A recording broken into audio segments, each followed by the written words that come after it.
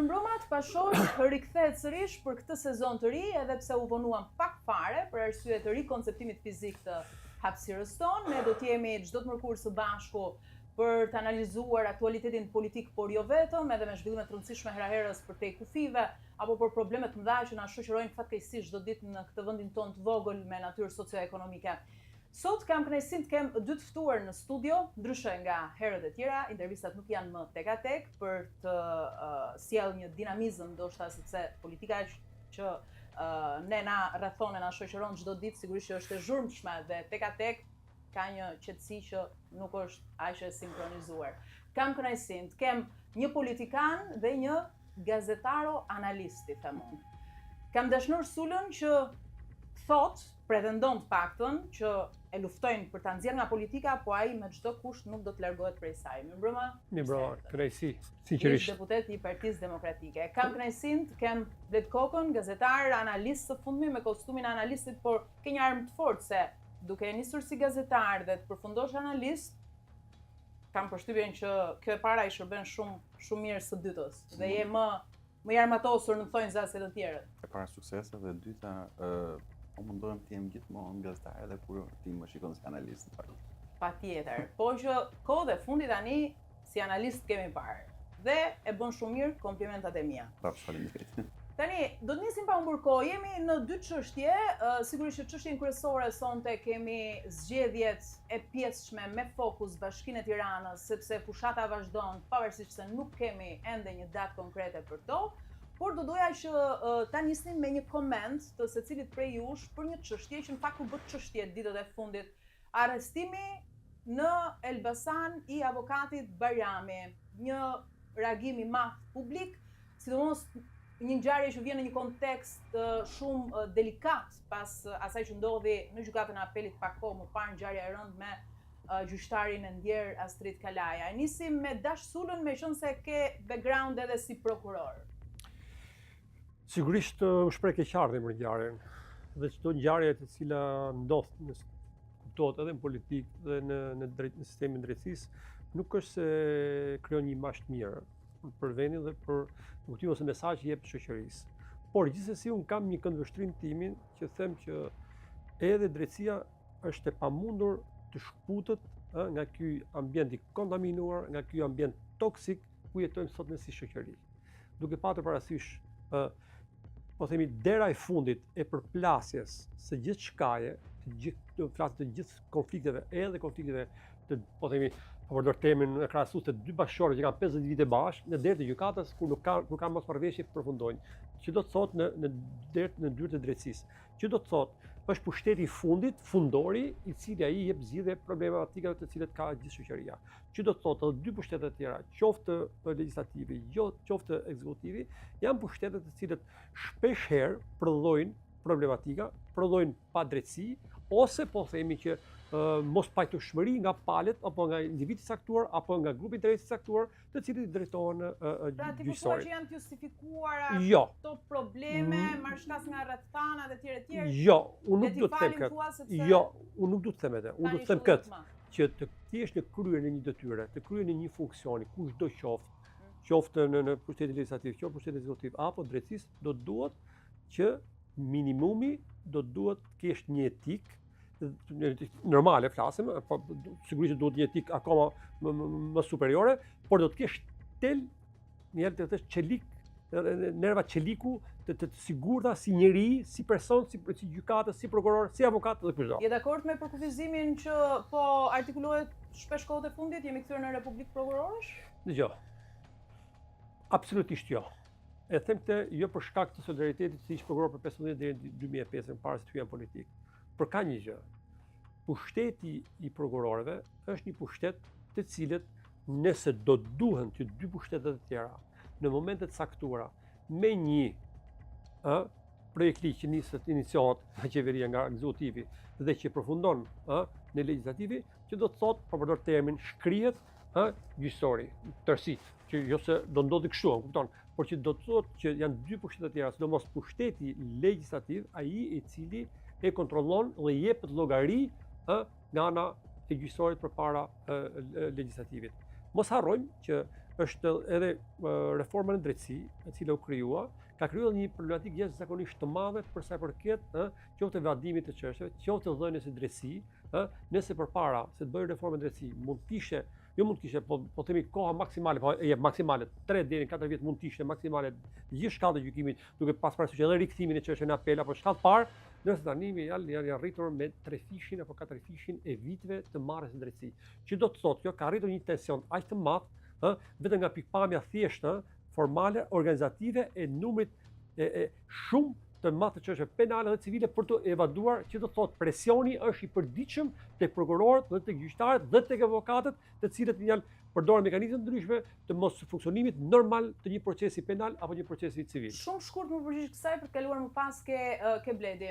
Një avokat penalist këto ditë dëgjova që tha se reforma në drejtësi nuk ka dështuar, por nuk pati sukses. Je dakord? Për mua shkurt është kjo që do duhet të kishte reformë, pa diskutim. Pse do ta them? Do të them dy fjalë dhe pa më keq kuptuar edhe ju si media, që pa të arritur punën në denet e drejtje, që nuk mund të thuash një fjalë të pisët, që gjyqtar, prokuror, për të shkuar në gjykatë lartë apo gjykatë shtuese do të paguajë 300.000, 500.000 euro në një periudhë caktuar, nuk them as periudhës tanishme të ndjerit nishani, nuk po përmend se në periudhën e kujt, as në periudhën e sotme, sepse tani kemi situatë tjetër me mënyra se si bëhet emërimi i gjyqtarëve dhe prokurorëve, por transferimi i prokurorëve 50.000 euro, transferimi i gjyqtarëve 100.000 euro, nga një gjykatë në gjykatë tjetër, që do të thotë kisha arritur niveli i korrupsionit, flasim brenda gjyqësorit në radhë e prokurorëve dhe gjyqtarëve të sistemit, nuk po diskutojmë asaj te korrupsioni i marrjes së rishfeteve, te korrupsionit në çështjet penale, për çështjet civile me palet. Dhe ky problem, pra, sepse ne jemi një shoqëri të cilët nuk është se nuk del asgjë këtu në vend. Pavarësisht që mund të aprovosh ose nuk mund të aprovosh, por ma perceptimi i parë, edhe informacionet dhe indicet janë shumë serioze që i krijojnë një situatë kaq e tillë. Tani do duhet, a u bë mirë? Unë nuk them që është bë mirë. Pse s'është bë mirë? Do të jap vetëm dy argumente shkurt. Një e para, janë larguar prokurorë dhe gjyqtarë, të cilët nuk do duhet largoheshin nga sistemi për shkak të vettingut që ka ceduar vettingu po thua. Tash një pjesë ka ikur që duhet ikshin, që themi qartë. Por nuk kanë ikur edhe një pjesë që s'do të ikshin, dhe kanë ndetur brenda sistemit dhe disa prokurorë dhe gjyqtarë të cilët nuk do të ishin. Kaq mjafton për ta bërë pis procesin. Se sa është numri, nuk them që është rezultante negative e largimit të tyre, por largimi ka qenë pozitivisht për të larguar një pjesë e mirë, por një pjesë kanë ikur për gjëra të cilët nuk duhet të ikshin nga sistemi i drejtësisë, sepse kanë treguar integritet. Do të ishe prokuror në këto kohë. Bled, për ngjarjen e Elbasanit, një rast i paprecedent, i shumë diskutuar, çfarë po ndodh brenda sistemit, po gëlon?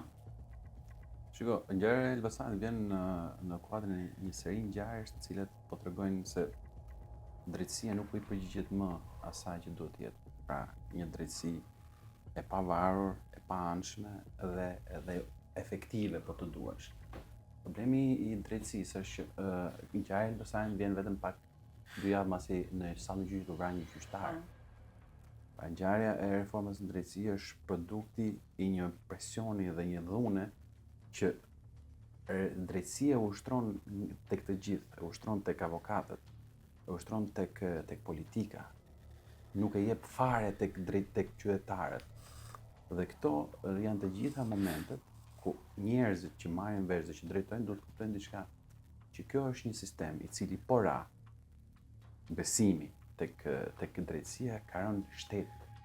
Dhe unë mendoj që jemi në këto përmas, në këto prerogativa të një drejtësie që dështoi pas premtimeve të mëdha, se do të jepte drejtësi për gjithë, dhe që tashmë ka përfunduar vetëm si mash dhe si mekanizëm presioni tek ata që e zotrojnë. Po shumë e çuditshme sepse në mas shqiptarët nuk besojnë fare tek drejtësia, vonohen me vite gjyqe dhe tjera kemi parë këto ankesa, nga ana tjetër del shumë e lartë vlerësimi për vjen puna tek SPAK-u.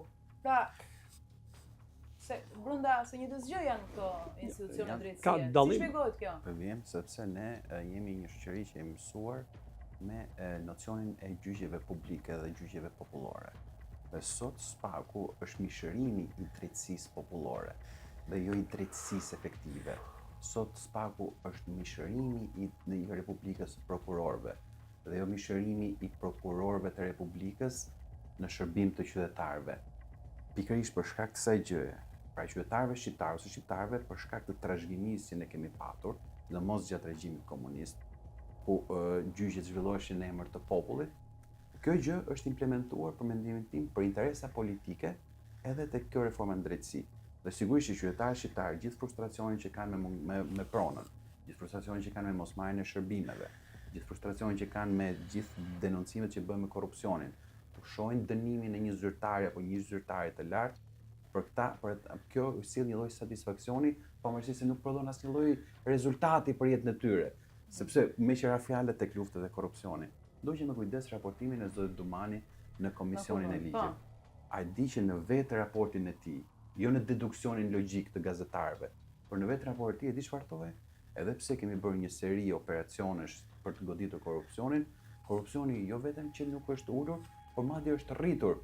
Pra, vetë zoti Dumani praktikisht pranoi dështimin e veprimtarisë kryesore të SPAK-ut, që është lufta kundër korrupsionit, sepse lufta kundër bandave mirë keq në Shqipëri është bërë. Është bërë dhe në 99 në 2000-shin, kur janë dënuar bandat më të egra të kohës, është bërë dhe në 2005-2009 apo zoti Sula, dhe është bërë në mënyrë efektive, dhe madje edhe prokuroria e krimeve të rënda që funksionoi deri para ngritjes së SPAK-ut, për mendimin tim ka qenë prokurori shumë operative dhe shumë rigjide në raport me luftën kundër krimit. Ajo që ishte e pandëshkueshme dhe kultura e pandëshkueshmërisë ka qenë korrupsioni. Dhe ne ngritëm një strukturë të posaçme e cila do godiste edhe korrupsionin. Dhe pyetja është, si ka mundësi që mbas 3 viteve, po themi, sepse është marrë ky 3 vjeçar si një operacion i mirë i suksesshëm për kundër korrupsionit. Si ka mundësi me gjithë këto suksese që pas ka SPAK-u dhe me këtë perceptim të lartë që ka publiku tek SPAK-u, në vend që frika ndaj goditjes së drejtësisë, jo vetëm që nuk është ulur, jo vetëm që nuk është, nuk ka ndjeshmëri fare, por kundërzi korrupsioni është ulur. Do të thotë që korrupsioni dhe puna e SPAK-ut nuk është një punë e pavarur, është një garanci për ata që janë në pushtet, që ata që dënohen janë ata që nuk do ai që për mendimin tim instrumentalizon SPAK-un, që është Edi Rama. Dhe sigurisht kur ti ke garancinë dhe mbështetjen e Edi Ramës për të bërë korrupsion, ti mund vazhdosh ta bësh të sepse ti nuk do goditesh. Dhe ka raste, e di kush është rasti më emblematik se si kur ti shërben dhe je me Edi Ramën, dhe ti kur nuk je me Edi Ramën goditesh, dhe kur je me Edi Ramën goditesh, janë 2 raste. Erion Veliaj nga njëra anë dhe Olta Xhaçka nga ana tjetër. Erion Veliaj sot është në burg dhe mirë ti bëhet, sepse qembirqeni është, sepse është njëri i keq që i ka bërë keq Tiranës dhe u fut në burg. Po për çfarë u fut në burg? U fut në burg sepse sipas hetimeve ka pasur abuzime me fondet, pavarësisht se si shkuan dhe çfarë u bën.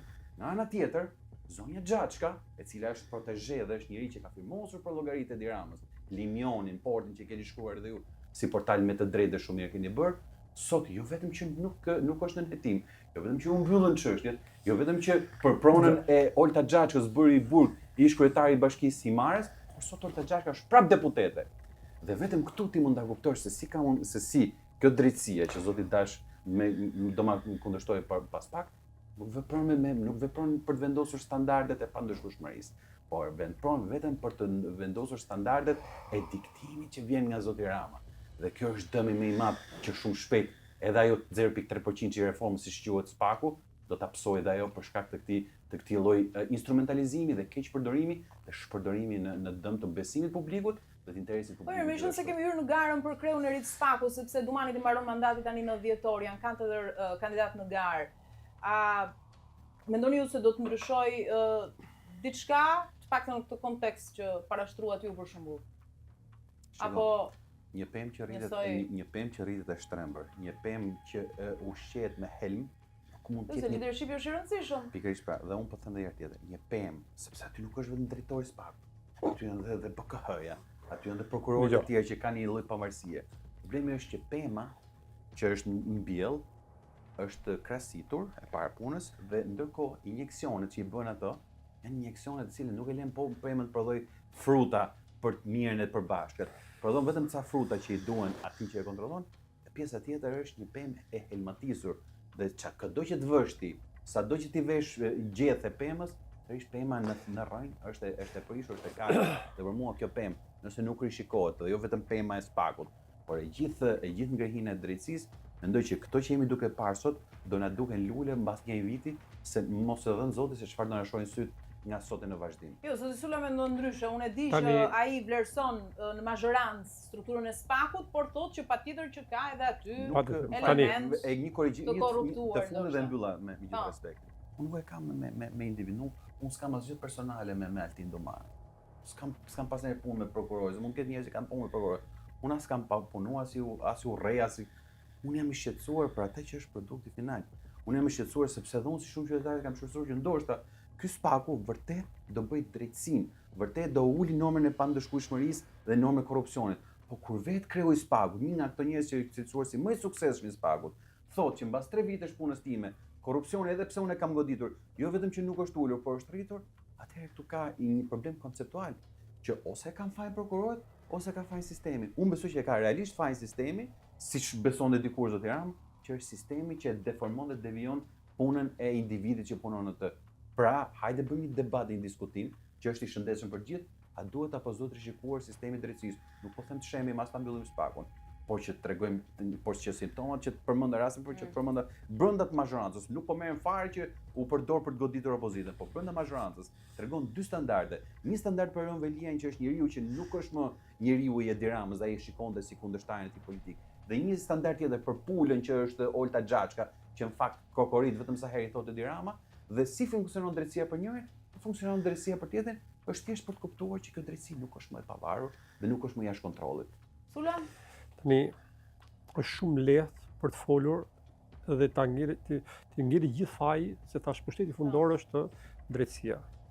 Po marrim rastin konkret të SPAK-ut, me që është ngrit apostafat për luftën ndaj krimit organizuar, trafikimit dhe të korrupsionit në nivele të larta. Unë nuk mund të pretendoj absolutisht që të them që SPAK-u është niveli maksimal të gjithçkaje dhe të arritjes së rezultateve perfekte. Por kur s'do ta paranoja që SPAK-u ka dështuar, por kur nuk do ta paranoja që pushteti legislativ dhe pushteti ekzekutiv sot apo dje apo nesër është më i mirë se sa pushteti gjyqësor dhe në rastin konkret në aktivitetit të SPAK-ut. Pse e them këtë? E them këtë sepse deri më sot, po të shikosh, po të hetosh, ose të bësh një hetim, po themi, të detajuar në lidhje personale për antarët e SPAK-ut, prokurorët apo gjyqtarët, nëse ka problematik mund të ketë me kishtet e dorës ose me 1 ose në 2 ose në 3 maksimumi, po themi, ndërsa në politikë, në pushtetin ekzekutiv, në pushtetin legislativ dhe në politikë të rësi ka problematika jashtëzakonisht mëdha dhe njerëz të korruptuar shumë. Dhe tani, çfarë mund të bëj SPAK-u në një kohë që ashtu bë ligji? Po ju them vetëm një detaj. Kur bë ligji në 2016-2017 që filloi reforma e drejtësi, SPAK-u nuk i lanë një mekanizëm të veçantë, për shembull për rastin e policisë shtetit të dekonspirimit. SPAK-u është e pamundur që të vejë, të ndjekë një individ apo një politikan, të cilët mos e marrin vesh pushtetin ekzekutiv, që është policia e shtetit. Të cilët dekonspirohet dhe të cilët mund të japin sinjale që po përgjohet, apo kemi në vëzhgim apo raste të tjera. Pra, këtë gjë politika e bëri me qëllim duke mbajtur të varur SPAK dhe pa krijuar një nuklë specifik të veçantë që të kishte të veçantë numërimin në survejimet, në gjithçka. Iku kjo punë. Vazhdojmë te. Të tre jemi në një moshë që e kemi ndjekur, ti është shumë e re sa ne të dy, po të kesh parasysh periudhën viteve 90, me gjë raste të politikanëve, të qoftë të kryetarëve të komuneve, që po themi nivelit më të ulët pushtetin ekzekutiv, por që janë një funksioni, që të ishin përpara drejtësisë në mënyrë të drejtë për drejtë ose disa herë ose në shumicë. Sot tani është e drejtë, është e pa drejtë procedimi për Sali Berishën, për Ilir Metën, për Ion Velin, për Zëvendës kryeministre, shumë figura tjera të larta që nuk konceptoheshin edhe në perceptimin qytetar, edhe unë vetë me njerëz të mi, që thuar është e pamundur që të dështoj SPAK-u, nëse nuk shkon përpara përgjithësisë kryetari i Bashkisë Tiranës, si njeriu për incinerator, si njeriu për korrupsionin, sepse merren vesh tu jetojmë. Ishte të lutem. Kjo i mbulon gjitha. Jo, nuk thashte. Po kjo jo, unë s'do të them këtë. Po s'do të them këtë. S'do të them këtë. Unë do të them që mirë, sepse po të vazhdonte, se nëse kujtohet, një herë thoshin pse merret me arkën e peshkut, SPAK. për një rast. Po, Pse merret me këtë nivel, pse s'merret me këtë, godit nivele lartë. Miqtë mi, duhet ta harrojmë të gjithë, paktën për Shqipërinë, për Ballkanin, deri diku për Europën, do mos thonë një herë që mos prit që sot të jetë përpara drejtësisë kryeministri. Kushdo qoftë emri. Edi Rama, Sali Berisha, Net Koka, Dasula, po tjetër në funksion. Që do të thotë, e rëndësishme kush është? E rëndësishme është që nesër, mbasi kur bëhet ish thua ti. po tish, flasim për sepse është Republikë kryeministrore, pothuajse. Okej. Nuk jemi parlamentare, që jemi të qartë. Pavarësisht që ne kemi Republikë parlamentare sipas kushtetutës, por funksionet dhe të gjithë kompetencat dhe të gjithë fuqia është kryeministrore. Është e pamundur. Por ama ka shumë rëndësi që figura nën kryeministri, kushdo qoftë dhe ish dhe aktual, edhe ministri këto janë në hetimin dhe në procedim. Mos harroni që është shumë e vështirë që të bësh një dosje penale, të bësh hetimin e një politikani apo një figure të lartë të shtetit. Pse? Presioni është i jashtëzakonshëm mediatik në gjithë format e mënyrave. Mos harroni që drejtësia, qoftë prokurorët, qoftë gjykatësit, flasin vetëm me akte. Nuk ka mundësi si puna politikanëve që të ketë një koracë më mbrojtje në kuptimin publik të opinionit dhe të folurit në parlament, të folurit në media, në shtypje dhe gjithçka tjetër, që mund të ketë 10, 20, 100 për themi siç është një kryeminist apo siç është një kryetar opozite apo siç është një kryetar partie që ka të gjithë elementet, domethënë që çdo ditë të dalin, çdo orë, çdo javë, çdo ditë të ngrej flor, gjithçka situatën për rastin e vet, nëse prokurori edhe kur flet vetëm në ditën e gjyqit aty me aktet. Ka që edhe gjykatësi vendimin. Por ama balta që hidhet për dishmëri nga ushtarët, për të thënë thojë ushtarët të shefit, është më e madhe. Dhe këtu krijohet perceptimi pastaj që gjithçka probleme kanë këto. Në një kohë, po them përsëri, që nuk është se ka arritur suksese maksimale SPAK-u, por rruga është rrugë e sigurt. Pse është rrugë e sigurt? Për sa kohë që politika, qoftë ekzekutivi sot që janë në fuqi, edhe legislativi, mundohet me gjithë format e mënyra për ta kontrolluar, për të bërë gjë, jo se nuk ndikon, që jemi të qartë, jo se s'ka element brenda SPAK-ut të GKO-s, të cilët bëjnë lojën e majorancës, pa diskutim, por ama jam i sigurt i bindur që pavarësisht gjithçkaje, rruga do të jetë një rrugë që cilët do shpëtojnë. Po të flasim për reformën në drejtësi, më saktë për garën për drejtimin e ri të SPAK-ut, sepse ka nisur, madje po flitet këto ditë që edhe aty ka nisur lobimet, madje e pranoi vetë kryetarja e një prej institucioneve të rëndësishme të drejtësisë. Do të kalojmë në pjesën kryesore, zgjedhjet e pjesshme më 9 nëntor, por me fokus Tiranën, edhe pse jo më 9 nëntor, presim një datë tashmë, do të flasë gjykata kushtetuese lidhur fillimisht me shkarkimin ose jo të Erion Veliajt ndërmarrë nga Këshilli Bashkiak i Tiranës, por me vulën e fundit nga kryeministri Rama, Këshilli i Ministrave.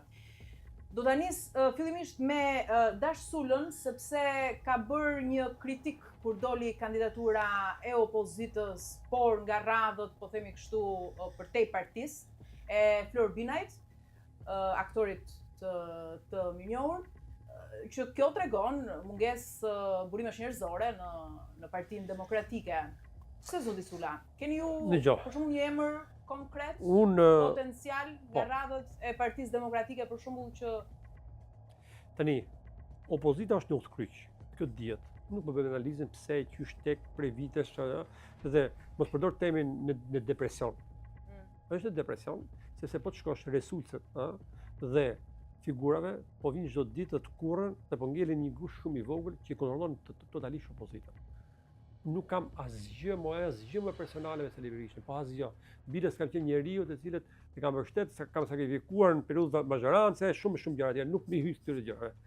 Por unë vetë si pjesë opozitës që kam qenë për kaq vite, 20 vite e PD-ja, nuk ma lejon morali im, integriteti im, që figurat të saktuar që kanë në nivelin mesatar të inteligjencës dhe të besimit të demokratëve apo të aktivitetet e tyre të jenë figura të larta të drejtojnë opozitën. Pse e them këtë? Por ç'është politika? Politika është imazhi që ke si individ politik dhe si forcë politike dhe mesazhin që ka për cilë si individ edhe si forcë politike.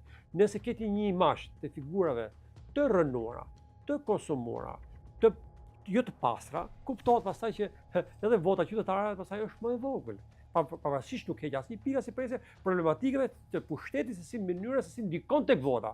Por në momentin që ti si opozitë që ke vetëm një kartë, që s'ka asnjë lloj pushteti, vetëm faqen moralitetit të pastër, që kur dash përpara qytetarëve thon zotëri, ky jam unë, ndryshe nga kundërshtarët politik, ndryshe nga majoranca, të cilët më mirë një figurë për te partisë. Po do dal aty. Jo, dakor. Po bëj analizën këtu një herë. Po, që jemi më konkret. Jo më konkret pra, po bëj analizën këtu sepse do të tani më shkurt, sepse pikërisht kjo lloj situate sjell problematikën tjetër. Është pa imagjinueshme që Partia Demokratike mas 35 vitesh, të mos ketë asnjë kandidaturë dhe të thotë që unë nuk do marr pjesë në këto zgjedhje, po të përka figura të pavarura. Një forcë politike qëndësishme, ekzistencën e saj ka për të fituar zgjedhje. Ai është momenti çasti që tregon që kjo forcë politike është në politik për gjatë 4 viteve për pushtetin lokal apo pushtetin parlamentar për këtë punë. Dakor. Tani të imponon vendimarrje. Ja pra, vendimarrja është për shkak të status quo-s, të cilët do duhet të kenë lider të Partisë Demokratike, qoftë zoti Berisha. Okej. Pikërisht. Tani pse unë ti ose bindja ime ka qenë ky, i vetmi njeri me që thuhet, pretendohet, perceptohet dhe gjithçka, që njeriu që ka më shumë vota brenda Partisë Demokratike ose Sali Berisha. Po, është e vërtet. Pse mos ishte Sali Berisha, njeriu i cili të ngjallte. Ti po bën ironi me? Jo, absolutisht. Mirë, ka ironi Po absolutisht, të betohem absolutisht. Po fare më fare. Po fare më fare. Po fare më fare, po të besohem fare. Pse? Edi Rama 2007, ai sekretari i opozitës, po. Kandidoi. Përballë mos gaboj kush ishte në 2007, s'ka do dashin deri. Në 2011 a kandidoi, ishte kandidat për kryeministër për 2013 dhe kandidoi prapë në 2011. Kandidat për kryeministër në 2009, kandidoi në 2007. Por gjithsesi, sot për të ngjallur shpresë, do të ishte kryetari i opozitës. Megjithatë e lëm këtë gjë. Okej, tani vjen rasti i figurës zotit Bina, s'kam asgjë personale me atë. Uroj që të fitoj, uroj të triumfoj, por ama nëse triumfon, fiton Florian Bina, atëherë Sali Berisha, bashkë me Flamur Nokën, Elbana Vogj tjetër, të nesër do të lënë selinë e Partisë Demokratike. Po nëse nuk fiton? Pastaj do dali gocë, e thonë ja, shikoni ju që edhe ju se mundi dot. Për të dyja do. Për të dyja, patjetër. Jo, për të dyja. Unë uroj të fitoj. Do të keq janë të dyja. Jo, nuk janë keq, janë mirë.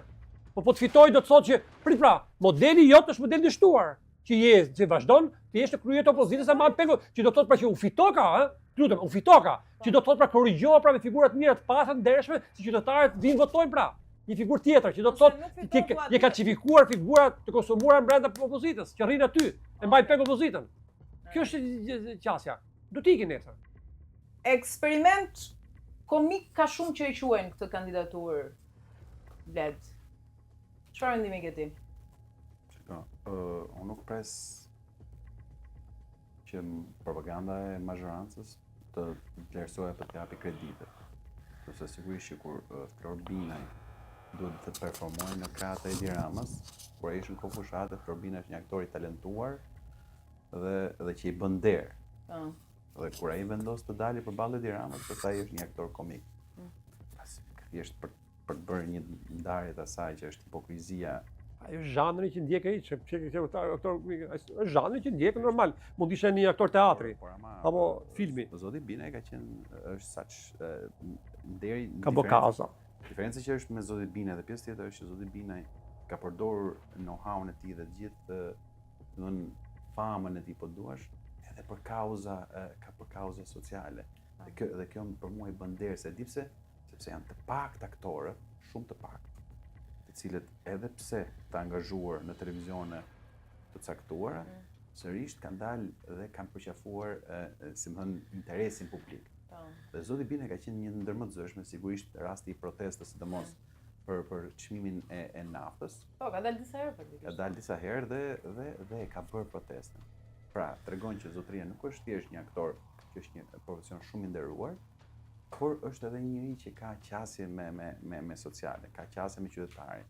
Sidomos në një kohë kur ne pam, sidomos në këto kohë kur shumë artistë me valencët e tyre, me audiencën e tyre, e çuan dhe e shitën, si me thënë, këtë famën e tyre tek pushteti, dhe që vazhdojnë të bëjnë dhe sot e gjithë ditën.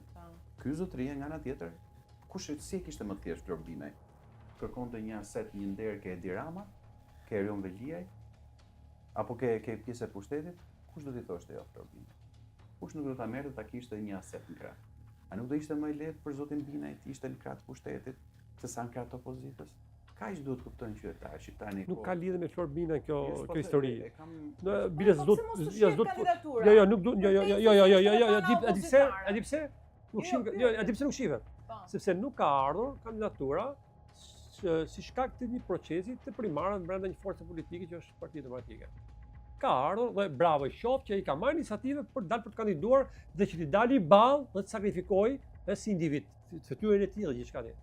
Problemi është opozita, sepse ti si opozit thua është i pavarur, por nuk është i opozitës dhe ne do ta mbështesim në një kohë që për të jesh kandidat i pavarur në Moskavë duhet rreth 8000 sa vota një herë për shkak numrit të pjesëmarrësve zgjedhje që do të mbledhë firma një herë. Po i mbledh ai firma se ai karriera e tij për shembull ai mbledhi kaq firma qytetar. Po ja pra ja. Besoj unë. Po më mirë, dakord, po proces.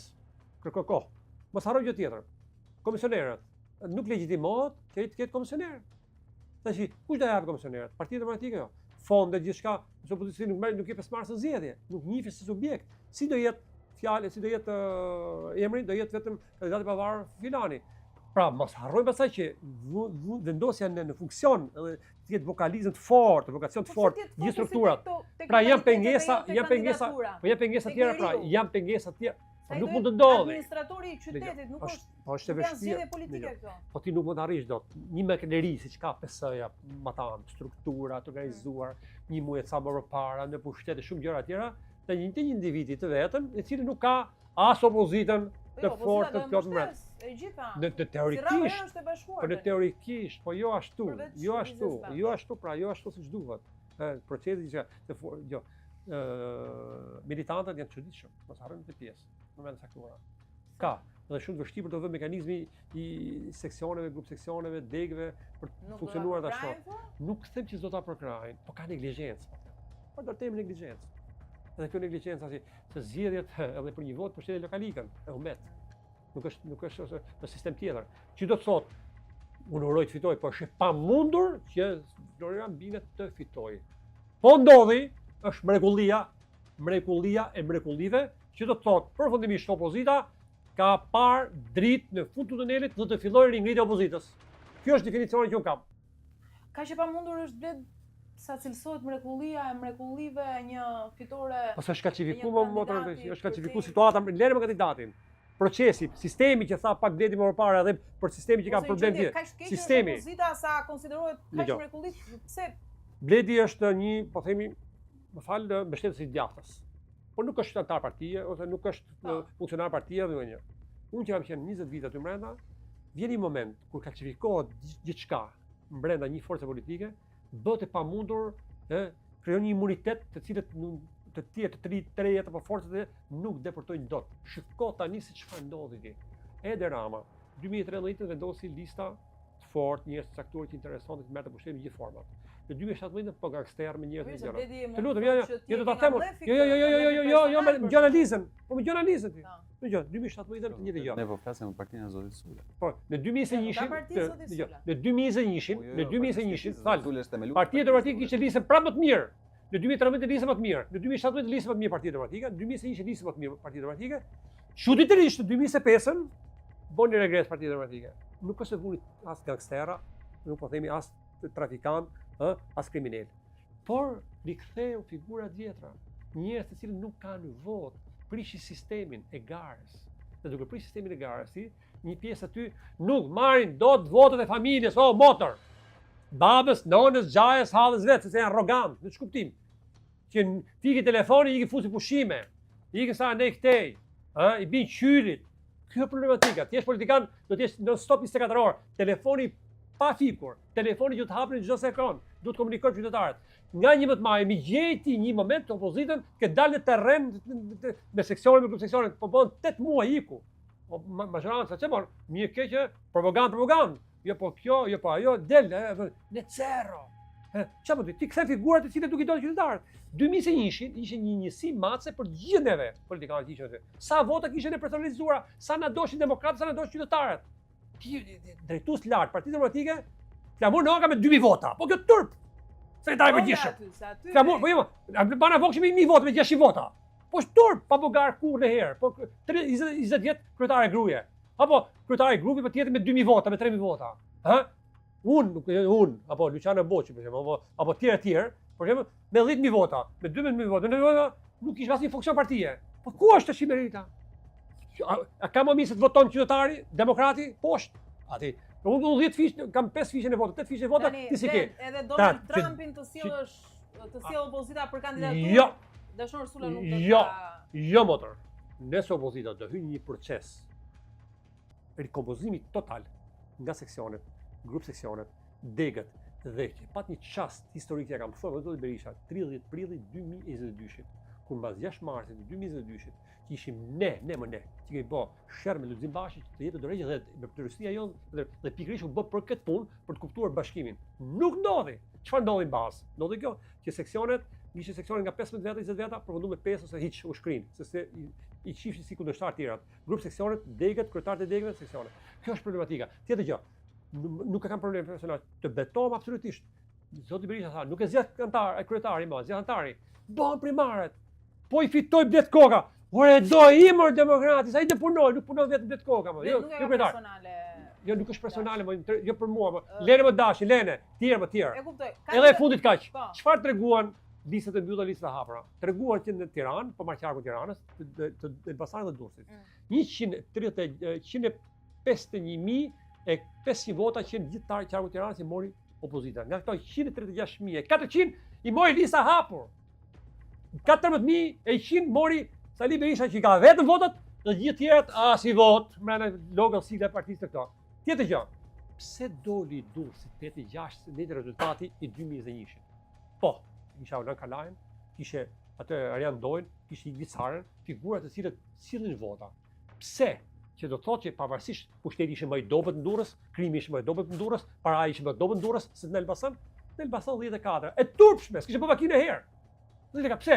Se bën një listë mizerabël, njerëz që nuk i doni, njerëz të cilët i kthyn në lista që ishin prezant demokratët se kishin qenë hajdut në parlamentin më parshme. Ky është problemi që ka opozita më. Po them edhe për prap. Opozita ka vetëm një armë, moralitetin. Po si s'ke. Jo po, ti je më shumë hajdut dhe unë jam më pak. Me që unë jam më pak do të fitoj unë. Nuk ka kështu politik. O je ose je. Bled, kandidatura e Flor Binajt e rrit besimin tek opozita në këto momente apo e kundërta? Shiko, unë dëgjova me shumë vëmendje zotin Sula.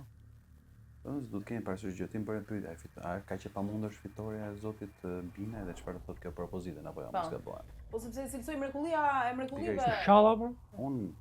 Mua nuk intereson fiton apo fiton opozita. Mua më intereson që opozita të jetë aty si alternativë. Si alternativë ndaj të keqes, si alternativë. Po s'është në kandidaturën e vet, thotë Sula. Pikërisht pra, atëherë po them çfarë presim nga opozita. Opozita ka provuar në këto vite ka provuar gjitha.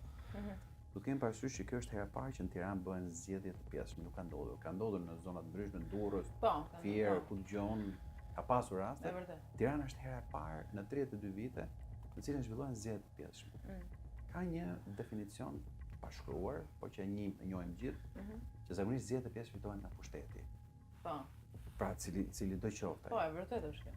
E vetëm gjë që Partia Demokratike mund të bënte dhe opozita mund të bënin në këto kushte është të testonin ose siç e shohun, të provonin një qasje tjetër me elektorat, një qasje që ka kohë që i kërkohet opozitës. Pra njerëz që jo domosdoshmërisht janë politik, sepse njerëzit politik. Do të këshilloj që 11 maj miku im.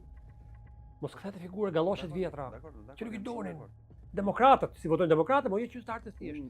Ti do bësh karashtisje, ti themi në gjuhë popullore. Unë s'kam asnjë kundërshtim. Kjo është problemi. Unë s'kam asnjë kundërshtim me lupën që ti përdor me partinë, cilën edhe e ke. Por mekanizmi më i fortë, makineria o partia. Na ty fillon gjithë gjëja, po si parti e përgatitur psikologjikisht e fortë dhe fizikisht nuk fiton dot. Unë po them dhe unë nuk kam asnjë shqetësim, biles unë bie plot, jam plotësisht dakord me ato që thua ti dhe mos më thon që ti e di që unë kam më tepër. Vetëm unë prap. Ne nuk do të jemi shtojse për majorancë, se hajt bëjmë zgjedhje, ato fitojnë në rri. Shkon. Unë prap sërish jam që opozita sot ka nevojë që këtë lloj lupe që i vendoset vetes saj, fakt ta mbajë kjo qeveria. Sidomos mendoj që s'ka pasur qeveri më shkatrimtare dhe më problematike se kjo që ne kemi sot. Sot po shikoja për shembull zotin Rama në një forum që ishte në Londër. Ky njeriu që i ka hikur 40% e popullsisë i jepte mend britanikëve sepse ata vendosin të dilnin nga Bashkimi Evropian. Ky njeriu që është kryeministri i një vendi që ka ikur 40% e popullsisë, dhe ja plasi ajo moderatorja që po menaxhonte panelin, i tha o zotëri, po ti ke 40% ka ikur populli. O tha, po, ky ishte krenar se ndërkohë që hecën në rrugët e Londrës, një nga oficerët e policisë sigurisht kishte qenë shqiptar, kamarierë kishte qenë shqiptar, dhe ata që po ndërtonin ishin si për skelave, po punonin atje ishin shqiptar. Pra ky i krenohej para tyre që populli im, dhe mbas 3 mandatesh të superqeverisë time, është emigrant anglik. Dhe thej quante si një nder që i kishte bërë ky britanikëve. Pra pacipsi më të madhe, me kafshërim më të madhe dhe mungesë serioziteti dhe padjeshmërie në raport me popullin se sa kaq, unë nuk mendoj që ky popull ka pas ndonjëherë. Enver Hoxha, më katilave, nuk e ka bërë vendit të që i ka bërë Rama. Pra, nëse Enver Hoxha i mbante me zor, ky po i përzej me zor. Po unë realisht më mirë ta mbash me zor një popull të rrike vendi vet, se sa ta përzesh me zor, sepse kur e përzë, këtu shpërbëhet kombi. Ne po flasim këtu për shpërbërjen e kombit. Blet. Dhe na del që një sekondazh ta mbaroj. Dhe këtu na del që problemet e opozitës që nga më të rëndësishme shpërbërja e kombit, jo. Qofse këtu kemi problem me opozitën, atëherë unë mendoj që le të prodhojë një opozitë tjetër. Ata që nuk e duan këtë opozitë, le të prodhojë një tjetër. Unë ku ta gjej që ta prodhoj. E dashë thotë kjo i faturohet. Një minutë. Në demokraci, nuk besoj që dashi.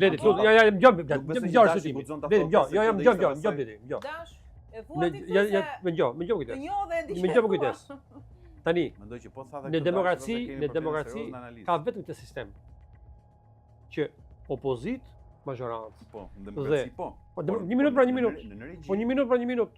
Dakord. Të vazhdoj arsyetimin. Me që ne jemi regjim dhe nuk fitohet me votë, nuk fitohet me mjete demokratike, me zgjedhje, atëherë opozita ka vetëm një rrugë. Mjete ekstraligjore, greva, protesta, mos bindje civile e shumë protesta. Të mbarojmë. Ti ke qenë pjesë e tyre. Çfarë ka prodhuar? Po na bida pa deri këtu ikti prapë thoshte. Ikti. Nuk bëhet kështu. Qofse thu je regjim, je narkoshtet. Fali për gjuhën, prit aty, mos bindje. Dormo aty. Nuk thellen dot njerëz. Nuk i vin dot njerëz mbrapa më. Se kanë kuptuar. Momenti që punati dastulës, çuni dastulës, goca, llaj, punati, krushku, deje, marrin tendra. Ndërtojnë kulla, marrin parqe voltaike, bëjnë shumë biznes atje. Çu do besoj ti? Çu do të besoj më zoti? Çu do të besoj atje, çu do të besoj? A di ç'a bëjun kur shkojnë zgjedhje? Jam thon, gjej një grua, një burr, një biznesmen që drejtoj gishtin, jo të më provoj, që un kam marrë një lek, unë ik. Më akuzoj kam, më akuzo. Kjo është morali. Vetë kështu fitova. Se ika unë, në 2017 nuk isha unë. I thash Lëzim Bashkë atëherë, provoje. E gjeta Beqinin me 2500 vota, e çova 7500. E gjeta Beqin me 1700 vota, e çova 5500. Dhe ne arritëm nga 4 deputet që ishin vajtëm me 8-6 atje. Dhe arritëm rezultat. Që shumë afër të marrë pushtetin. Po humbëm pushtetin 2021 për shkak të budallikut politik kryetarit Lëzim Basha dhe të gjithë drejtuesët e tjerë, përfshirë zotin Berisha, me një çmenduri kolektiv, me ekzekutiv kolektiv që dogjën mandatet, do të shumë 5 herë kushtetuta, 5 herë kodë zgjedhor, u prishën edhe pjesëmarrja zgjedhjeve vendore dhe u ndan për 35000 vota. E pra tash këto edhe të them tani që e ka fajin, Edi Rama nuk lindi diktator. Lutem, nuk lindi sot. Regjimi nuk ndërtu sot.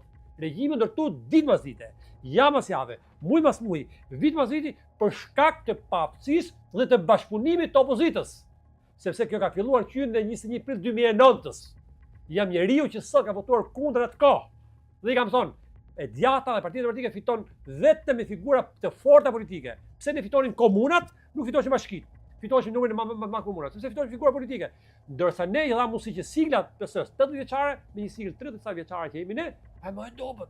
Në një kohë që tani nuk merr pjesë reformën territoriale, nuk merr pjesë tu, nuk merr pjesë tu, nuk bën marrëveshje, bashkon votat, martosh, bën amnistim penale, amnistim fiskale, apo që do të thosh ti, ndërsa kodin zgjedhor si e do ti dhe si e do majoranca, çfarë kjo është shitje. Ç'është shitje më kjo shitje? Përmbetur te gara e Tiranës, që ende s'ka datë. Kandidatura, se jemi fokusuar te kandidatura e Flor Binajt për shumë arsye faktikisht, se nga PS djej që prej fillimit, por është cilësuar si surprizë kjo për te partisë nga randet e opozitës. Tani, Bled, pse Flor Binaj ka deklaruar është distancuar në kohë reale që tërheqtohet krah partive opozitare që e mbështesin në bërjen e fushatës për Tiranë. Edhe s'dua Sali Berisha fushat.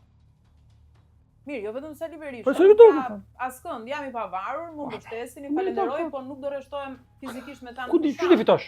Që të dalin ato mitingjet klasike, për shembull krerëve të partive kryesore të opozitës.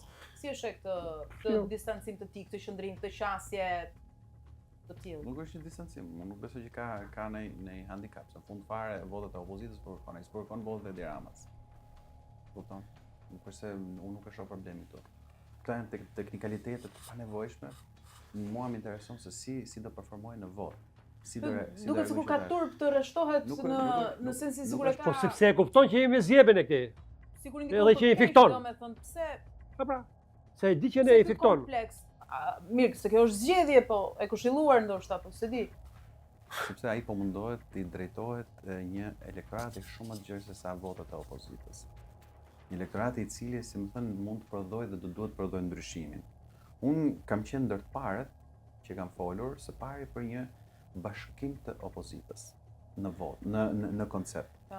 Dhe bashkimi i opozitës si do duhet vinte? Para do të vinte nga një analizë elektorale që prodhoi 11 maj që është shumë interesante. E kam thënë disa herë, e kam diskutuar edhe me Dashin. Të gjitha forcat politike, përfshirë edhe lëvizjen bashkë, prodhuan një diferencë në qarkun e Tiranës, jo në qytetin e Tiranës, e dini sa? 5.900 vota, pra 6.000 vota. Që praktikisht diferenca mes Partisë Socialiste nga njëra dhe gjithë forcave të tjera opozitare. Në terma ideal është kaq. Diferenca është 6.000 vota. Pra, 11 maj që nuk prodhon dot një mandat që del thjesht barabartë mandatet. Jo, ka një gjë tjetër, është më e rëndësishme. Diferenca, po them, shumatorja e votave të Partisë Socialiste. Po pikërisht. Me shumatorjen e partive opozitare edhe lëvizjen bashkë brenda, ishte vetëm 6.000 vota në qarkun e Tiranës. Dhe unë ula me lapsë me thash, ora po sikur opozita, edhe me lëvizjen bashkë brenda madje, të bashkohen rreth një ideali për të kuptuar që nëse ne bëhemi bashkë, edhe në një frym tjetër, atëherë Edi Rama mund të marrë një goditë në Tiranë dhe ky është moment shumë i mirë për ta bërë këtë. Është edhe sot e gjithë ditën. Dhe në vetëm mënyrë që forcat opozitare të mund të bashkoheshin. Po nuk bën sens më Bled. Nuk bashkohen forcat opozitare në përmjet kandidatë pavarur veç. Po një sekondë. Nuk vjen kështu. Sepse normalisht në një proces se ti mirë ke po. Në një proces negocimi, secili do të ketë përfaqësuesin e vet dhe nuk është se nuk pati kur u bën negociatë për këtë lloj tentative. Në bazë të analizës që kisha bërë për mënyrën se si mund bashkohej opozita, më rezulton që vetëm në mënyrë se si mund kishte një kohezion të opozitës, qoftë edhe pa shumë nerv dash, është pikërisht përmes një kandidati të cili nuk është i askujt. Dhe po ta shikoni sot mirë keq, me hipokrizi, pa hipokrizi, zoti Binaj ka bashkuar gjithë. Sot madje në takimin që zoti Binaj pati me koordinatorët e forcave politike, edhe ai që u përfol fort si kandidati potencial, që është zoti Amelasini. Po, ishte i pranishëm dhe mbështeste dhe mbështeti zotin Binaj. Pra, kjo mund të jetë hipokrite. Jo, s'është hipokrite. E di pse ndodhet Bled? Por ama e di pse ndodhet? Është fakt. Jo, e di pse ndodhet? Publika të se ne se bëjmë dot. As Sali Berisha, as PD, as njëri që t'i thresë të figura. Po ato kanë shpresën që inshallah o zot not me katolika që të fitojë Florian Binaj, që tregojnë që ky është modeli, ikni ju. Nuk, ora i bie logjikisht që edhe ti duhet ta mbështesësh. Tani, absolutisht, po them jo, s'po them kët. Nuk po them kët. Nuk po them këtë. Unë po them këtë tani, që do duhet, jo, do duhet kjo, që të kishin bërë rregullimin vetë në gjithë forcat politike, që pastruar, rregulluar fort, fuqizoheshin fort, dhe duke zgjeruar që zgjerosh me figura të tilla, Flori, tjetër, Mali, edhe pastrohet partia. Pastrohet nuk edhe ato më vëllezërit tonë nuk do të ikin. Po dilë s'ka leoni dytë drejt, ke treti, ke katëri. Mos dilë në bazë gjithmonë rri aty. Si hajdut. Ne kem kurrist atë. Ja hajdut më vetë që vë gjoba këtu, vin atje. Nuk çdo të kuptojmë politik. Tash këto duan. Hem hajdut, hem politikan, hem gangster, hem imoral, po gjithas bëhen. Dhe hiç dorë tash. Këtë çast ke zgjat. Vazhdo. Se praktikisht po bjem dakord edhe duke mos qenë dakord, dhe kjo është gjë shumë e rëndësishme. Po patjetër do bashkojmë pika. Pra ky është një hap i parë për testuar, dhe këtë e kam thënë shpesh, për testuar diçka ndryshe, edhe për të kuptuar, ndoshta vërtet njerëzit janë të etur të hapin një politikan tipik ose një kandidaturë tipike apolitike. Dhe le ta po sikur kjo gjë dështoj, për mua në këtë proces nuk mund të ketë asnjë dështim as kandidatit jo, dhe aq më pak të opozitës. Ta thash, janë një proces zgjedhor i cili e ka efektin maksimumi në rast fitore, e ka efekt 1 vit e gjys. Ai zotëria dhe sikur fitoi s'ka për të do ta zgjodhë se nuk ka rëndësi. Komisioni. Jo, gabim është rrezë drite që si ku do të orientohet opozita. Është shumë e fortë pastaj për Po bravo. A ja vlen të bëjmë një test? A ja vlen të tentojmë të kuptojmë se çfarë kërkojnë qytetarët? Aq më tepër qytetarët e metropolit ndoshta nëse ky është një mekanizëm që prodhon i sukses edhe më shumë edhe në votë, por jo domosdoshmërisht fitore, pastaj fillojmë ta implementojmë pak nga pak do të shkojmë drejt asaj që thot Dashi që t'i afrohet politika qytetarëve dhe jo qytetarët në një anë dhe politika në anën tjetër. Pra nga ky proces, jo vetëm Partia Demokratike, por e gjithë opozita nuk mund dali asesi e humbur. Prandaj mua nuk më intereson shumë rezultati, sa më intereson qasja dhe mesazhi do vinë nga ky proces. Blet, s'më rrihet, blet nuk i rrihet. Vlon gjakun nga brenda për këtë. Jo, pse jo, sinqerisht e kam. Por miku im. Unë po s'ndesh shtëpia ime. Flasim familja që është gjeneza ime, baba, nana, gjyshi, stregjyshi, vllai, kunat e gjitha. S'do rruga, s'do fshati, s'do qyteti. Pse rrim valla? Pse duhet të jesh politik me zotëri? Kjo është pra, matshmëria dhe vlera e një politikani është vota. Vota për vota. Po marr, po votuar strukturat pastër neshë, do të thotë ke gjyshmëri, ke mbështetje do hecësh. Nga i vogla pjesë bëhet e madhja. Kurse ne bëjmë kundër më aty, figurat më të rryra orë dhe i vëjmë aty, orë me të shmend më kjo pjesë valla. Orë vlla për vlla ta kesh. Orë unë nuk isha deputat valla. Që po zgjedh pushtet lokale. Këto morë mos jep votë se të kesh vlla, po kemi kontat. Po nuk e meriton me se është hajdut, nuk do të jetë ai. Jam shumë dakord. Se duhet bëjmë, por nuk bëre këtë, nuk rregullohet gjë ajo. Jam shumë dakord. Nuk rregullohet valla gjë. A mund të jetë shumë thonë që Partia Demokratike ka zgjedhur si kandidaturën e Binajt për të pasur gati alibin e humbjes, sepse me këtë ngre duart edhe thotë si ishte hyni. Mendoj që diçka e tillë partikulohet gjithandej në analizat. Partia Demokratike ka një alibi për mua fort besueshme, pavarësisht kritikave, të cilën unë e pranoj. Unë nuk bëj sikur si bëjnë në Shqipëri. Unë shkoj votoj çdo sa e ka zgjedhur, shkoj mand. Parë se si ishte procesi aty. Elektricista, mësues, njerëz që praktikisht administratës ishin patronazhistët e votës time. Vinte turp mua për ata sa atyre se vinte turp nga vetja. Po mund vinte turp dhe mundoj t'i kuptoja se ata ishin njerëz që për shkak të mbajtjes vendit punës do të bëjnë atë proces. Pra që këtu kemi instaluar një regjim i cili kontrollon nga vota deri tek e gjithë procesi i jetës shqiptare, kjo është pak po e sigurt. Atë mirë ka dashi mrekullia mrekullive, nëse ndodh pra. Tani ishte po ta mbaroj dash. Po, ta mbaroj. Ai që po them unë është kjo. Që ne nëse nuk pranojmë se çfarë drejtë ka shku vendi, gjë më e thjeshtë pastaj është ti bësh, si më thën, gjyqin atij që i vodhen lopën. Edhe ai ndoshta mund të ketë faj që se mbrojti lopën. Po kur bandat që sulmojnë përballë ka ca banda dhe përballë është vetëm një individ, sigurisht që do fitojnë bandat. Okej. Nëse ne nuk bien dakord. Ja. Këtu vota blihet. Që këtu qytetarët intimidohen, që këtu personazhe banale i dalin me 30.000 vota, siç është rasti i Sara Miles në Elbasan dhe rasti Arken Ballës që nuk i njeh as familja vet, me qira fjalë ke familja dash. Sigurisht që këtu ne nëse këto i pranojmë si gjëra që ndodhin, po pra fajin e ka flamurin me Albanan. Ja. Nuk është kështu. Unë mendoj Ja do që them unë. nuk na jep zgjidhje. Do ta them unë. Ka probleme Partia Demokratike? Patjetër. A duhet të distancohen zotrin që i foli Flamunoka? Më fal, zoti Dash Sula? Patjetër më le të distancohen. Problemi është që ja u demokratizua Partia Demokratike. Mendoni se me demokratizimin e Partisë Demokratike do rikthehet demokracia në Shqipëri? Jo, pra jo. Jo. Nuk është çështje këtu. Nëse ne nuk bëhemi bashkë kundër asaj që është e keqja e përbashkët dhe të gjithëve, që mundohet të korruptojë cilin do, dhe sidomos me fokus ke opozita për treguar që këta thjesht kanë pritur ofertën, thjesht kanë pasur ofertën se këta këtu janë, kjo është një gjë që na dëmton të gjithëve neve dhe që është rrezikshme, jo vetëm për ne, por është për gjithë shoqërinë.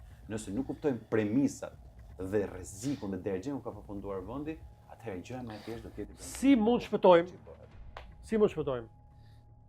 Kjo godin këtu nuk ka as gojë, as sy, as vesh, po gojen, syt, veshët, jetën ja jep një ju. Ja jepin ekipit të cilët bën emisionin dhe shpërndahet të gjithë qytetarët. Nuk ka loga dhe sigla e partisë është abstrakte, është diçka që nuk flet, vetëm thjesht lexohet. Por partinë e bëjnë njerëzit, frymorët. Po marr Kavaj, Rogozhin, Peqin, Belesh, që i njoft me majtë e gishtave. E kemi fitu Kavajën. Nuk ishin bandat Kavaj, nuk ishte pushteti Kavaj, ishin. Fituam. Pse? Kishim një djalë mirë. Nuk pat konflikte, u bashku opozita, gjithë fituam. Rogozhin, humbur për 15 vota, u deformua rezultati, në mënyrë pa drejtë. Por ama erdhi rezultati i 15 vota, ta mori pushteti. Por ama gjithë qytetarët e tjerë janë të bindur që e fituar ti, që do të thotë herën tjetër prapë po të ke figurë të mirë se ai personazhi Çim Hoxha, ti prapë do ta rrezosh pushtetin, edhe do ta marrësh, sepse njerëzit që ndërgjegjëson. Po kur vjen Peqin, që i thash Flamurnoku do Flamurnoku këy, dy raste që ishin, Peqinin dhe Beçin. Po fillon nga Beçi. Ka pasur debate, do vendosi këtë gazo se ishte njeriu Bashës, ai që vendos dhe humbi prej 24 vota, ai 25 vota, sepse ishte burgu Kosovës. Që fitohte pra, do vish një figurë tjetër që ishte mizerabël e këtë herë, humbi. Peqin mos e vinte zotëri, do vish filanin, sepse për këtë arsye do fitojmë zgjedhje. Nuk e vun. Aty ku më pranuan kandidaturën time në 2023-shin, Belesh e rrezikova pushtetin për ta marrë. Pavarësisht që ma morën në mënyrë pa drejtë. Pra, që do të thotë njerëzit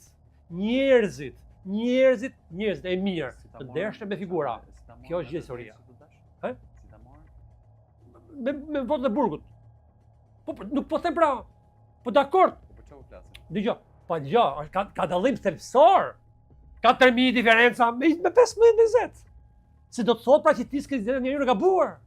Pa ty në refuzime. Nëse është tek njerëzit, atëherë le të krahasojmë Florian Binaj me Ogerta Manastirlion. Kjo e dyta prej shumë vitesh tashmë në politikë. Do shumë, pa diskutim kjo. Por ama ti të lutem pra, po në gjë ti. Avantazhet, disavantazhet e gjithë. Pa diskutim, duhet dhe partia, duhet edhe struktura, do të bësh një miks e gjithë gjërat që funksionojnë, që jemi të qartë tani. Por figura mbledh edhe në rastin e Flor Binaj, edhe po nuk fitoi. Edhe që unë them nuk fiton, po të ketë një rezultat më të mirë, se në 2023-shin prapë është një indicie tepër pozitive. Po njeriu. Po jam pa dakord. Po jam pra, Flor Binaj. Ja pra ja, Flor Binaj. Ja do ta them, Flor Binaj, nëse do vite si figurë, konsensuale brenda partisë, një procesi gjithçka që fitonte ose një flor tjetër që shkruan atje. Duke pas parasysh një parti të shëruar nga smundja, nga zgjebja, nga problemat që ka brenda, një parti të mirë, të fortë, dhe figura bën bashkë të triumfon. Pa kjo është një problemi pra. Po kjo është një problemi pra. Kto se bojnë pra. Kto tani, Flor Binaj, çfarë thotë Flor Binaj? Po të lexosh psikologjinë e Flor Binaj, ai thotë, nuk dalë me Sali Berishën, nuk dalë me partinë, se do t'i largoj gjërat, se e di që kanë probleme, nuk i du, nuk i pëlqen qytetar pjesa gri, ata që nuk janë militantë për sështi, nuk i bërë kur votat. Është atje, një pjesë zgënjur edhe mund ta marrësh, kupton? Pa diskutim. Po pjesa gri, pjesa tjetër që nuk të refuzon, nuk det votoj, po ti mos mendoj që i ketë gjithë votat e militantëve, nuk të vinë dot ashtu. Ky është problemi. Pra do të ngjizen disa gjëra. Si puna e rastit që kur zoti avion, do të përplotësohen gjithë disa kushte që ndodhin. Do të krahasosh pa kandidaturat të shkurt? Tani, si kandidatur një figurë e pa konsumuar, gjithmonë më mirë se sa një figurë konsumuar, që t'jemi qartë. Kaq mjafton për mua. Mos merr me gjë tjetër. Mos merr me gjë tjetër. Por ama, figura që është e Partisë Socialiste ka mekanizmin tjetër mbrapa. E kur vjen shkumini që thënë ky që ka rezenën, ne edhe unë shkuminën e kur vjen merr përpara. Ne jemi kthy në prua. Ato janë lum. Pse janë lum, dum s'dum ne.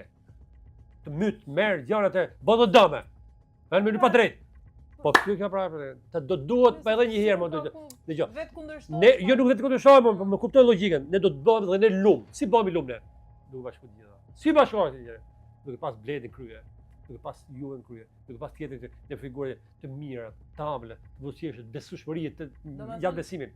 Pala kundërshtare i ka këto? Jo, i ka këto si them. Pala kundërshtare fatkeqësisht për ne bën më shumë propagandë, në mënyrë më të kamufluar, gjej mekanizme të ndryshme që bën rotacione, lëvizje, gjë.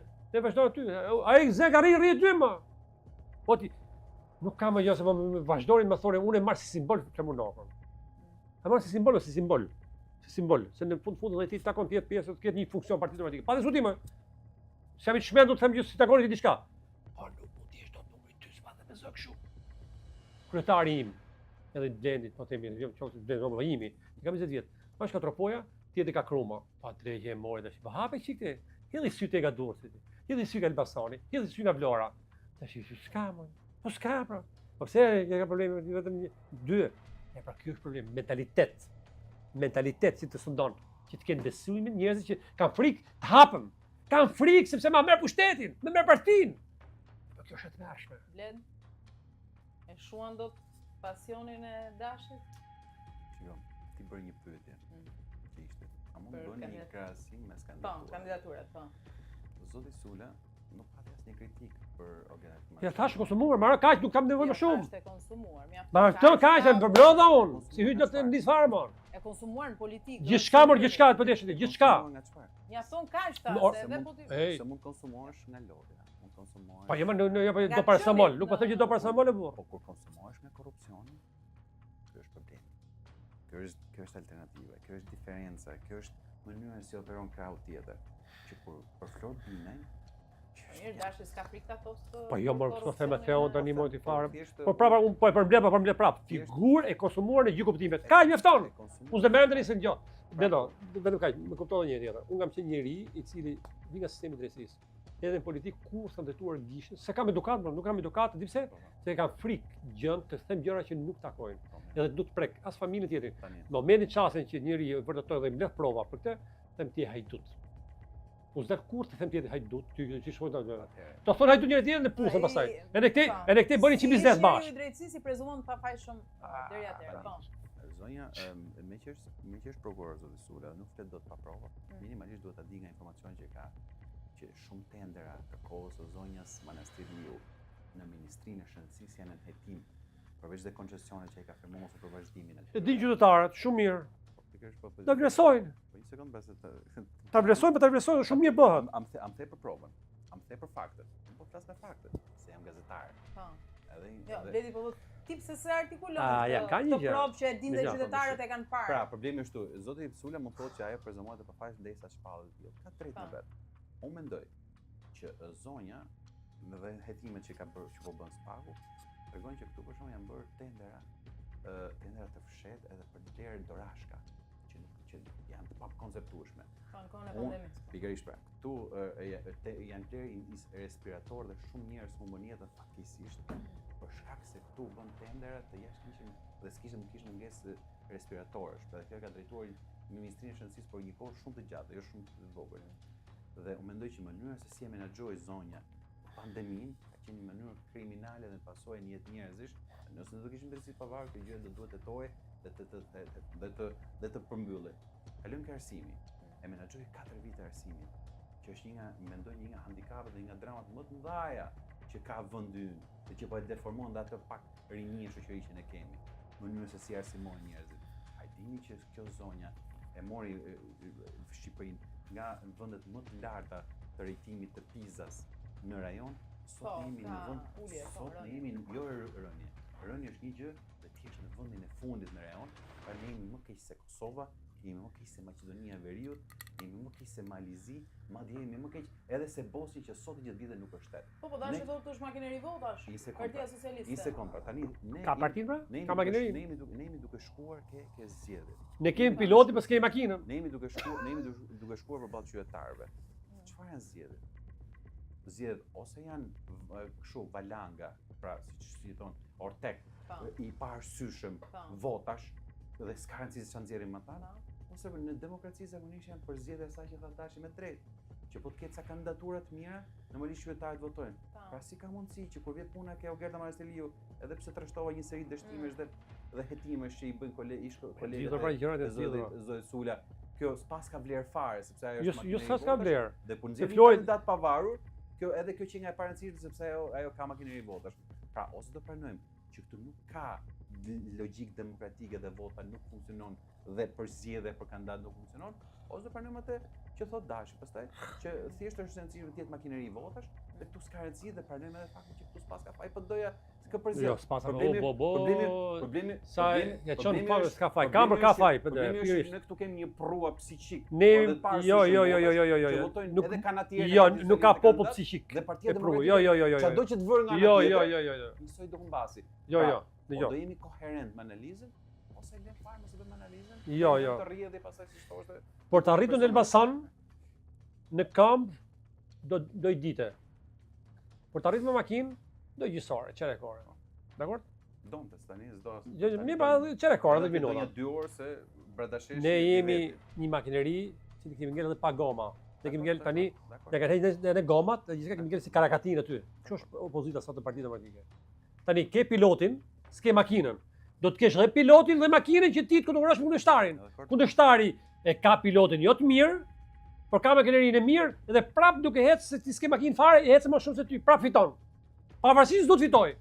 Tani, prisni ju ndonjë gjë në fund muajit nga gjykata kushtetuese, ndonjë ndryshim të planeve të Partisë Socialiste për shkarkimin e Erion Veliajt, se nuk kemi datë për zgjedhjet, se Dashi nuk i do këto teknikalitete. Jo, nuk jo se ashtu, po do bën zgjedhjet. Nuk e bën me 9, do bën me datë tjetër. Ose edhe mund mos bën fare. Ose mund mos bën edhe fare, mund mos bën edhe fare. Por ama, po mos u bën fare pastaj është faji opozitës. Është e rëndësishme dhe vendimtari. Po nuk u bën fare. Motor. Po nuk u bën fare, janë faji i opozitës. Që bëri 47 protesta për larguar Erion Velin me të drejtë, me gjithë gjërat tash, dhe i bëhet pjesë e mbrojtje Erion Velis. Kjo tush meç. Edhe këtu faji i opozitës është? Po se kuptoj për ata tash, këto o kanë një marrëveshje okulte që nuk e dim ne. E nuk tani, duhet që edhe ta shkarkosh, bashkosh votat ke Këshilli Bashkiak. E të thush pastaj që, ore, tani po bën gabim ti, president, po bën gabim ti gjykata tash. Kjo di më thonë tani. Kjo kuj. Po mos më shoh me votat ti. Se procedura është para. U bë procedura, mos i bashkojë votat ti, nuk shkoj Erion Velia. Mos tash thotë, pse ju nxjerrni dekret se i shkelin drejtat e Erion Velis. Nuk kuptoj. E jep shpjegim ti. A më jep shpjegim.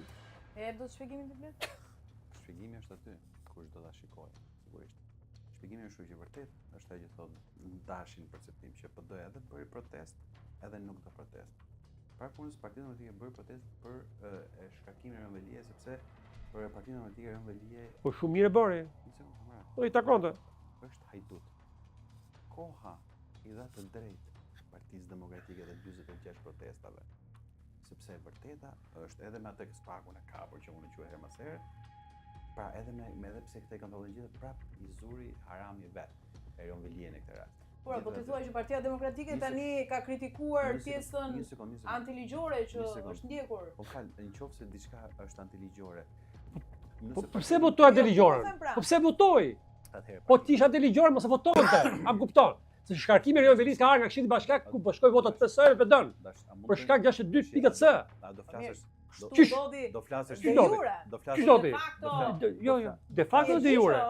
De facto dhe de jure. Do flasësh. Mendoj që ka drejtë. Që është për tek kësaj. Do flasësh si Jo, edhe si politikan dhe si jurist. Mendoj që nisi dhe përfundoi puna te Këshilli Bashkiak. Do të flasim një gjë.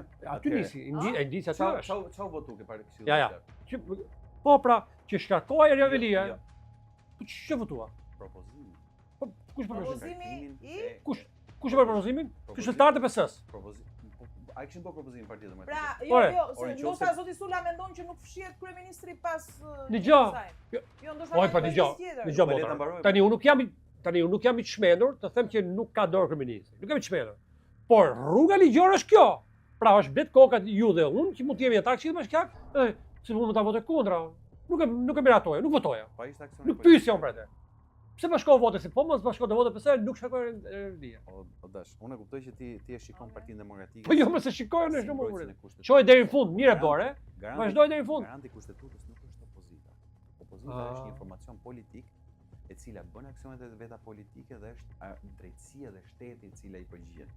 Çka ka ndodhur me e para punës? A ishte Partia Demokratike që kërkoi Erion Veliaj të arrestohej? U arrestuar Erion Veliaj. Partia Demokratike me njëherë pas arrestimit të Erion Veliaj bëri kërkesë për shkarkimin e tij nga Këshilli Bashkiak. Kërkesë e cila u refuzua dhe Partia Demokratike e mbajti kërkesën aty, e kishte kërkesën aty për shkarkimin e Erion Veliajt. Erdhi momenti që gjërat u prishën brenda Veliajt dhe Ramës. Dhe zoti Rama vendosi ta shkarkonte Erion Veliaj. Partia Demokratike në këtë rast çfarë do të bënte në këtë pikë? Do thoshte jo, pse tani do ta shkarkojë Erion Velin e Dirama, ne nuk duam ta shkarkojmë. Po ishin para zgjedhjeve Jo, që do jo, të jo, bëjnë. Po luante ndryshe. Jo, si. Çdo forcë politike bën kalkulimet politike, ë? Pikërisht ndryshe. Si ndryshe. Po ndryshe Çdo kush thot është ndryshe, ndryshe? ndryshe Do mos një ishte sinkronizuar me Me kë? vendimarrjen e Ramës në atë moment. Edhe Në atë një moment. herë. Dhe po kur ta bënte? Për të qenë Edhe një herë. Po pra, po, lojtare më fort e a atij momenti. nuk do thojë ti dhe dash pastaj që ja Partia Demokratike u bë alat me Erion Velie? A nuk do të thonë ti që i tradhtoi kauzat për shkarkimin e Erion Velie? Ja, po e thot zoti Dash, edhe pse Partia Demokratike e bëri. Partia Demokratike i qëndroi parimeve deri në fund. Kërkoi shkarkimin e Erion Velie dhe votoi shkarkimin e Erion Velie. Propozimin për shkarkim. Të tri deri këtu. Sepse- Kalojnë gjysmë rrugës. Sepse e vërteta është që detyrimi për ta dëgjuar Erion Velien para se ta shkarkonte nuk e kishte Këshilli Bashkiak, edhe pse Partia Demokratike e kërkoi si nevojë edhe për që mos krijoheshin të tilla precedent. Po ishin ata që e drejtojnë, e kontrollojnë sistemin, në këtë rast zoti Rama, që i shkeli të gjitha procedurat që parashikonte ligji edhe për votimin në Këshillin Bashkiak, edhe për votimin që bën në Këshillin e Ministrave, ku ishte në fakt institucioni ku duhet dëgjohej zoti Velie. Këto nuk i refuzoi opozita, refuzoi zoti Rama. Pra, në hilet e zotit Rama, mos i kërkoni opozita me zore dhe atëherë kur s'janë, sepse kjo pastaj është cinizëm i panevojshëm. Ne po flasim për një proces i cili është kontaminuar me vendimet dhe vullnetin e zotit Rama. Partia Demokratike nuk e kontrollon gjykatën kushtetuese, nuk ka antar në gjykatën kushtetuese. Dhe gjykata kushtetuese tha që si dekreti i presidentit, edhe vendimi i Këshillit Ministra me shumë gjas janë të jashtëligjshëm. Tani kush të fajë opozitës këtu? Se Edi Rama vendos shkel ligjin, se dekreti i presidentit është i paligjshëm, është antikushtetues. Po e thot më opozita, po e thot gjykata kushtetuese dhe kjo që thot gjykata kushtetuese është një këmban alarmi që duhet ta dëgjojmë që ne këtu kemi një president i cili shkel kushtetutën dhe kemi një këshill ministrash bashkë me kryeministër që shkelin ligjin. Edhe pse vetëm para 5 vitesh është vendosur precedenti që ti nuk mund ta shkarkosh një kryetar bashkie më përpara se sa ta dëgjosh, pak të ta dëgjosh. Qoftë edhe për inerci ta dëgjosh, e pastaj ti merr vendimin dhe e kemi qon. precedent për shkak si në Tropoj. Po jo më lejes edhe në mas sigurie edhe nuk u shkarkua. Nuk po i futen fare sa. Po është rasti i parë, jo, është rasti i parë. Po rrim ky standard. shkarkimit. Tash në këtë që thash, ma gjej pa kush faji opozitës. Por faji opozitës është mbrapa më Ai e bëjë. shkel kushtetutin. Po jo. Opozita ka fajin pse thotë që ai e shkel kushtetutin, asaj s'do ta thotë opozita se Faji, ai ka jo. fajin. Mendoj që kjo është e parë. Opozita arriti deri këtu që të shkarkoj, po mos bën zgjedhje se ka frikë nga zgjedhjet. Ky është problemi që më trem mua. Ky më shqetëson. Ky më shqetëson. Atëherë opozita me qira fjala është angazhuar në zgjedhje dhe opozita e preferon zotit Rama. Do të shkele kushtetutin, shkele ti, unë nuk e ndaloj dot, unë s'jam garant kushtetutë. Do zgjedhje ti. Hajde zgjedhje bujron. Po bujë. Ne deri tash pse ishin duke folur? Ai nuk e folur që opozita ka një kandidat pavarur që e mbështet aty. Por opozita nuk do zgjedhë, që vjen keq se thot koti ti. Kjo është një Po jo. se di më. Po se s'ka kandidat, por nuk do zgjedhë, nuk pjesë zgjedhje opozita, pse fut kot tani? Kjo është një lëvizje politike. Jo, fare. Fare, kjo është për të rrit statukohon e frikës se ka Berisha me njerëz të vet. Kjo është analiza jote. Po jo s'është ime fare më aty. Është i pa imagjinuar një forcë politike. Është forcë politike, parë dhe mos ke kandidat, është tmerrësisht shmenduri. Mund dote me një bashki. Okej. Mund të jetë strategji. Mund të ishte strategjia për Tiranën. Okej, e marr vesh për Tiranën. Po jo në 5 bashki tjera. Jam shumë dakord. Mund të ishte kjo që thotë. Unë shikoj anën tjetër. Shefti. Mirë, vazhdo pra atëherë. Fitojnë ato, ne rri. Ne justifikomi, vazhdojmë. Rrujnë e legë aty, sa johën aty, marrë që rrogat, bëri që luk, bëri që biznes. Edhe mirë. Po rrujnë e legë, atë ç'u bie? Unë se di se partia është ajo. Jo, se di ti ja për sa më bravo. Dgjoj. Unë nuk e kuptoj që ti je në opozitë. Edhe ti jetosh luks. Makina të bukura, bëj pushime të tjera, bëj gjërat. Në opozitë halle, ju popullor. Halle. Kjo nuk të falet ta bësh. Halle. Në kuptimin e mirë të fjalës, halle, që do të thotë që ti lufton, nga gravit. Po jo ti shoh jetë më të mirë, Kjo si analizë nuk. Po më ngjo, të marrë pse pse atëherë ti mos thuaj për regjim. Kur je në regjim, 24 orë do të hash dhe me popullin, me qytetarët, me njerëzit, dërmosh.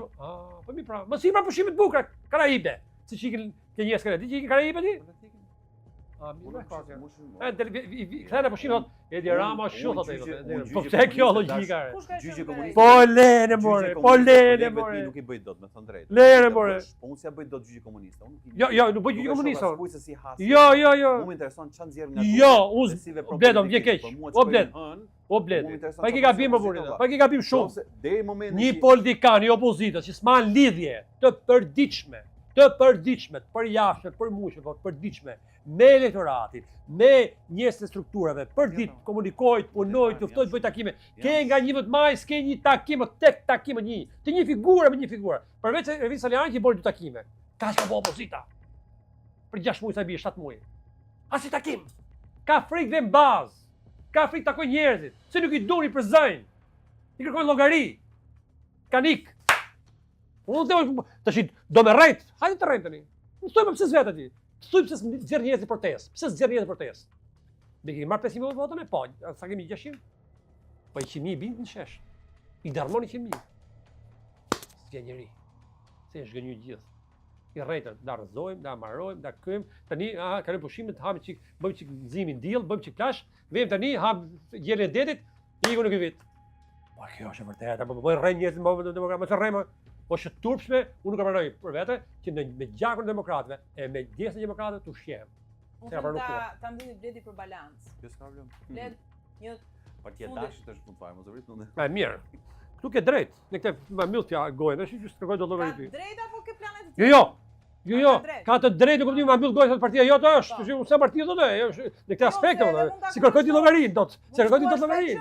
Jo, se kërkoj ti dot llogarin. Por ama unë, dëgjoj, mua më kënaq vetëm një gjë, gjatë koka. Edhe se shumë gazetarë tjerë, që janë vërtet, pa diskutim. Edhe kjo mua m'pëlqen.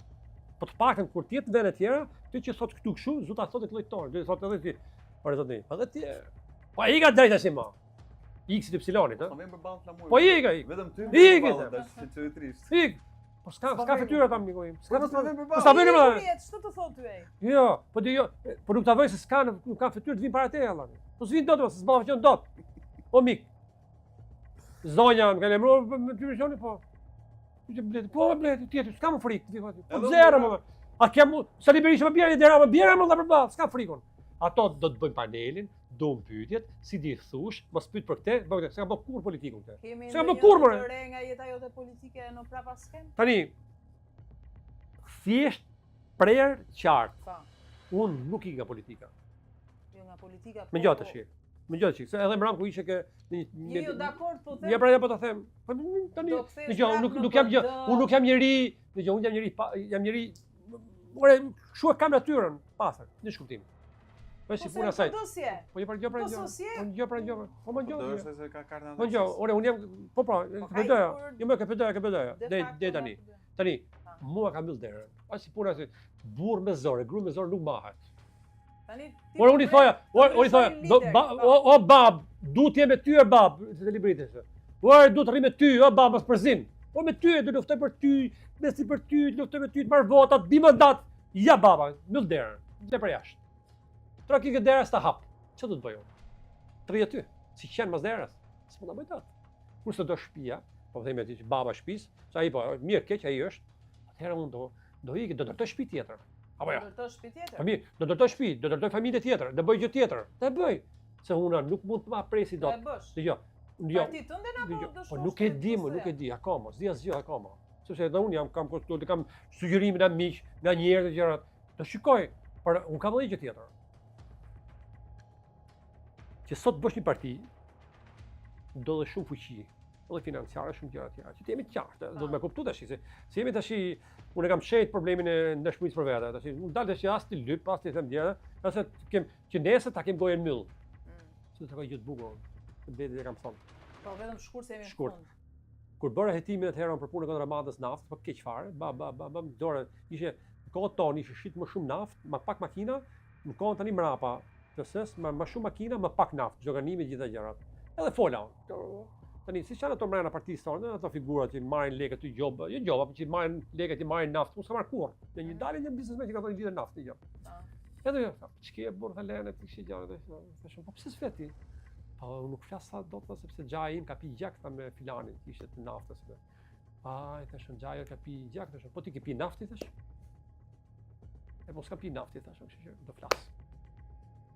S'mbështeti partia. S'mbështeti.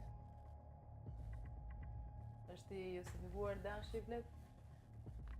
Patjetër, unë mendoj që e kam thënë shpesh herë dhe pse kam problem ta them, mendoj që mungesa zohet sula. në lista dhe mungesa shumë figura të tjera në lista ka qenë i pajustifikuar. Pra duhet të gjetur në çdo mënyrë mekanizmi i përfshirjes së tyre, sepse Partia Demokratike nuk mund të lejojë vetes askënd të largohet përveç se nevojën që ka për të identifikuar dhe për të tërhequr sa më shumë. Dhe vetëm gjë që unë, si më thënë, mund të jem pak kritik, dhe ja them shpeshherë zotit Sula, është që politika nuk është se zbën mandati i deputetit. Qasja me partinë nuk është se zbën. Jo, edhe unë se mendoj ashtu. Pikërisht Edhe unë se mendoj, edhe unë vetë se mendoj ashtu. Unë vetë, unë mendoj që qasja me sidomos me opozitën është morale, është çështje misionare. Pra, o e beson ose beson. Unë nuk besoj që zoti Sula nuk e beson.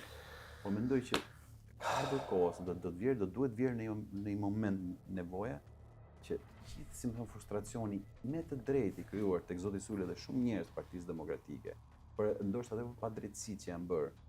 Sepse sigurisht që zoti Sula është punë e energjive të veta dhe mendojnë që duke qenë aty mund të japë më shumë më së pari për komunitetin që Rezultatet më burë se them. Jam shumë dakord dhe pse jo dhe për partinë, sepse partia ka nevojë për gjithë. Prandaj unë mendoj që në një moment vështirë, qoftë edhe orientimi, edhe logjikimi që ka Partia Demokratike, etj, fakt njerëzit e shtëpisë, me që e përmendi zoti Sula aty, do të jenë aty për të kontribuar që shtëpia për të forcohet, se gjë më e thjeshtë kur një shtëpi po bie është tifuzë shkelmin, ta rrezosh atë. Më mbyll dera. Më mbyll dera. Flor Bina e mbështet dhe si kandidaturë. Mbyll dera. E kuptuam dhe këtë. Unë ju falenderoj shumë që Faleminderit. Kënaqësi sinqerisht. Të nderuar miq, ne do të rishihemi sërish së bashku për sonte natën e mirë.